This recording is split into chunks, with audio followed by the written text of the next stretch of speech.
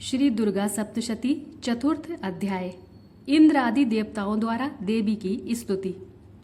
जया नाम वाली दुर्गा देवी का ध्यान करें। उनके श्री अंगों की शोभा काले मेघ के समान श्याम है। वे अपने कटाक्षों से शत्रु समूह को भय प्रदान करती हैं। उनके मस्तक पर आबद्ध चंद्रमा की रेखा शोभा पाती है। वे अपने हाथों में शंख, चक्र, कृपाण और त्रिशूल धारण करती हैं। उनके 3 नेत्र हैं। वे सिंह के कंधे पर चढ़ी हुई हैं और अपने तेज से तीनों लोकों को परिपूर्ण कर रही हैं।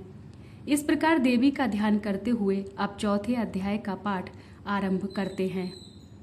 ऋषि कहने लगे, अत्यंत पराक्रमी दुरात्मा महिषासुर तथा उसकी सेना के देवी के हाथ मारे जाने पर इंद्र आदि देवता प्रणाम के लिए गर्दन तथा कंधे झुकाकर उन भगवती दुर्गा की उत्तम वाणी द्वारा स्तुति करने लगे। उस समय अत्यंत हर्ष के कारण उनके सुंदर अंगों में रोमांच हो गया था। देवता बोले, संपूर्ण देवताओं की शक्ति का समुदाय ही जिनका स्वरूप है तथा जिन देवी ने अपनी शक्ति से संपूर्ण जगत को व्याप्त कर रखा है, समस्त देवताओं और महर्षियों की पूजनिया उन जगदम्बा को हम भक्ति पूर्वक प्रणाम करते हैं। वे हम लोगों का मंगल करें। जिनके अनुपम प्रभाव और बल का वर्णन करने में भगवान शेषनाग, ब्रह्मा जी तथा महादेव जी भी समर्थ नहीं हैं, वे भगवती चंडिका संपूर्ण जगत का पालन एवं भय का नाश करने का विचार करें। जो पुण्य आत्माओं के घरों में स्वयं ही लक्ष्मी रूप से, पापियों के यहाँ दरिद्रता के रूप से, शुद्ध अंतःकरण वाले पुरुषों के हृदय में बुद्धि रूप से, सत्पुरुषों में श्रद्धा रूप से तथा कुलीन मनुष्य में लज्जा रूप से निवास करती हैं, उन आप भगवती दुर्गा को हम प्रणाम करते हैं। हे देवी, आप संपूर्ण विश्व का पालन कीजिए। मातेश्वरी, आपके इस अचिन्त्य रूप का, असुरों का नाश करने वाले भारी पराक्रम का तथा समस्त देवताओं और दैत्यों के समक्ष युद्ध में प्रकट हुए आपके अद्भुत चरित्रों का वर्णन हम किस प्रकार कर सकते हैं। आप संपूर्ण जगत की उत्पत्ति का कारण हैं। आप में सत्वगुण, रजोगुण और तमोगुण, ये तीनों गुण मौजूद हैं, तो भी दोषों के साथ आपका संसर्ग नहीं जान पड़ता। हम तो क्या, विष्णु और महादेव आदि देवता भी आपका पार नहीं पा सकते।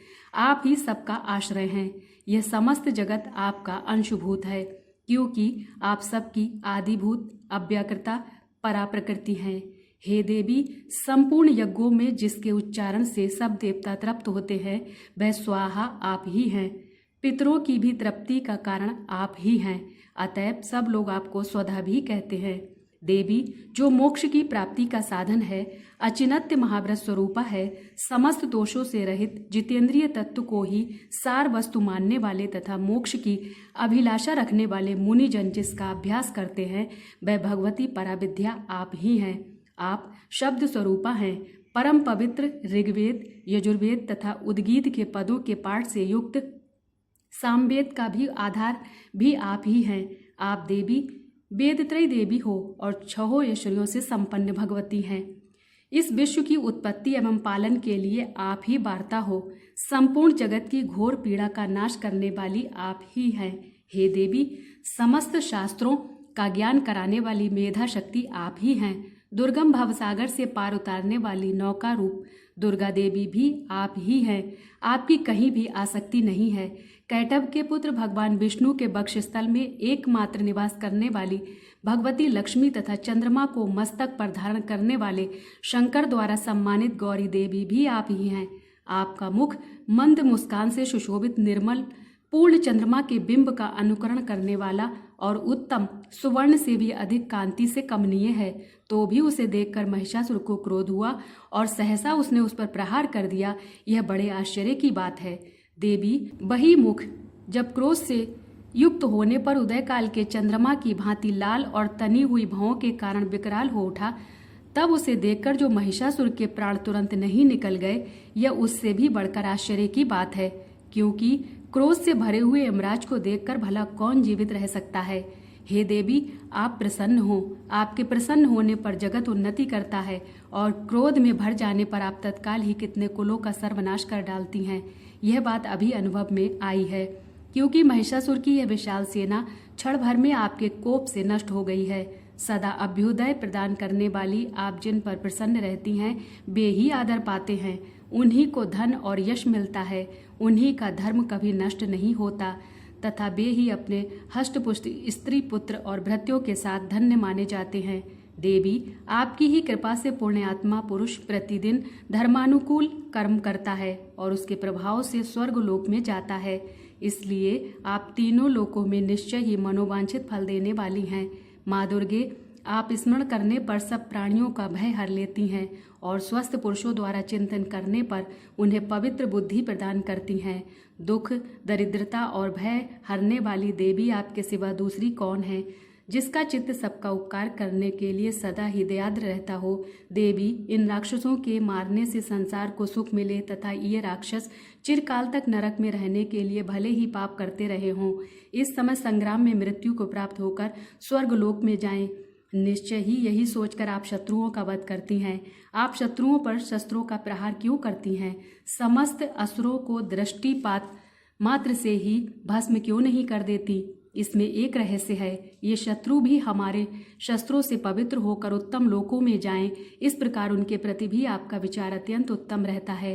खड़ग के तेजपुंज की भयंकर दीप्ति से तथा आपके त्रिशूल के अग्रभाग की घनीभूत प्रभा से चौंधियाकर जो असुरों की आंखें फूट नहीं गईं, उसमें यही कारण था कि वे आपके चंद्रमा जैसे सुंदर मुख का दर्शन करने में लगे रहते थे। अस्त्रों की और उनकी दृष्टि जाती ही नहीं थी। देवी, आपका शील स्वभाव दुराचारियों के दुष्ट स्वभाव दूर करने वाला है।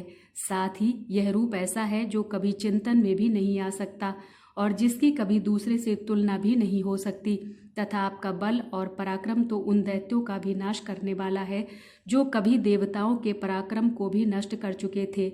इस प्रकार आपने शत्रुओं पर भी अपनी दया ही प्रकट की है। हे वरदायिनी देवी, आपके इस पराक्रम की किसके साथ तुलना हो सकती है? तथा शत्रुओं को भय देने वाला एवं अत्यंत मनोहर ऐसा रूप भी आपके सिवा और कहाँ है? हृदय में कृपा और युद्ध में निष्ठुरता, ये दोनों बातें तीनों लोकों के भीतर केवल आप में ही देखी गई हैं। मातेश्वरी, आपने शत्रुओं का नाश करके इस समस्त त्रिलोकी की रक्षा की है। उन दैत्यों को भी अपनी रणभूमि में मारकर स्वर्ग में पहुंचाया है तथा उन्मत्त दैत्यों से हमें डर बना रहता था, उस भय को भी दूर कर दिया है। आपको हमारा नमस्कार है। देवी, आप शूल से हमारी रक्षा करें। अंबिके, आप खड़ग से भी हमारी रक्षा करें तथा घंटा की ध्वनि और धनुष की टंकार से भी हम लोगों की रक्षा करें। हे अंबिके, आपके हाथों में शोभा पाने वाले खड़ग, शूल और गदा आदि जो जो अस्त्र हैं, उन सब के द्वारा आप सब प्रकार से हम लोगों की रक्षा कीजिए। ऋषि बोले, इस प्रकार जब देवताओं ने देवी दुर्गा की स्तुति की और नंदन बन के दिव्य पुष्पों एवं गंध चंदन आदि के द्वारा उनका पूजन किया, फिर सबने मिलकर जब भक्ति पूर्वक दिव्य धूपों की सुगंध निवेदन की और प्रणाम करने लगे, तब देवी प्रसन्न होकर कहने लगी, देवताओं, तुम सब लोग मुझसे जिस वस्तु की अभिलाषा रखते हो उसका वर मांग लो। तब देवता बोले, हे भगवती, आपने हमारी सब कामनाएं पूर्ण कर दी हैं। अब मांगने को कुछ भी बाकी नहीं है, क्योंकि हमारे इस परम शत्रु महिषासुर को आपने मार ही दिया है। हे महेश्वरी, इतने पर भी यदि आप हमें और वर देना चाहती हैं तो वर दीजिए कि हम जब जब आपका स्मरण करें तब तब आप दर्शन देकर हम लोगों के संकट दूर कर दिया करें। हे प्रसन्नमुखी मातेश्वरी, जो मनुष्य इन स्तोत्रों द्वारा आपकी स्तुति करें, उसे धन, समृद्धि और वैभव देने के साथ ही उसकी धन, स्त्री आदि संपत्ति को भी बढ़ाने के लिए आप सदा हम पर प्रसन्न रहें। ऋषि बोले, हे राजन, देवताओं ने जब अपने तथा जगत के कल्याण के लिए वर मांगा, तब तथास्तु कहकर देवी भद्रकाली वहीं अंतर्ध्यान हो गईं। हे राजन, पूर्व काल में तीनों लोकों का हित चाहने वाली देवी जिस प्रकार देवताओं के शरीरों से प्रकट हुई थी, वह सब कथा मैंने कह सुनाई। अब पुनः देवताओं का उपकार करने वाली वे देवी दुष्ट दैत्यों तथा शुंभ निशुंभ का वध करने व तीनों लोकों की रक्षा करने के लिए गौरी देवी के शरीर से जिस प्रकार प्रकट हुई थी, वह सब प्रसंग ध्यान से सुनो। शक्रादि स्तुति नामक चौथा अध्याय पूरा हुआ। जय माता दी।